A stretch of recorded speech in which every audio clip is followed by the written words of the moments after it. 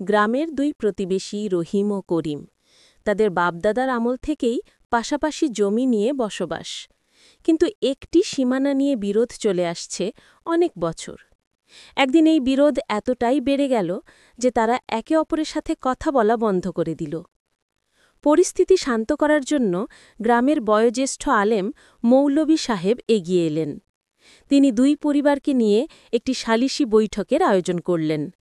বৈঠকটি আয়োজন হল গ্রামের বটগাছের নিচে। রহিম ও করিম তাদের জমির সীমানা নিয়ে উচ্চস্বরে তর্ক করছে।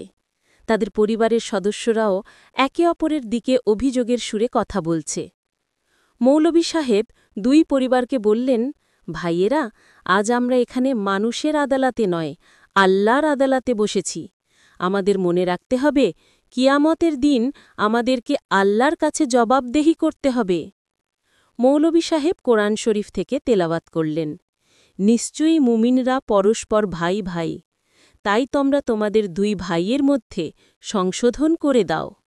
মৌলভী সাহেবের উপদেশ শুনে দুই পক্ষের মন নরম হতে শুরু করল। রহিম বলল, মৌলভী সাহেব, আসলে আমার ভাই করিমেরও কিছু প্রয়োজন আছে।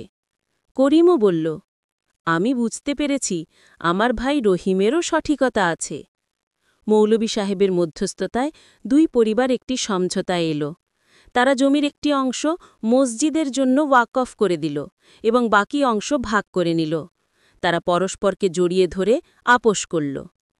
পরের দিন দুই পরিবার মিলে একটি বৃক্ষ রোপণ করল সেই বটগাছের নিচে যেখানে তাদের সুলো হয়েছিল। এটি হয়ে উঠল তাদের ভ্রাতৃত্ব এবং শান্তির প্রতীক।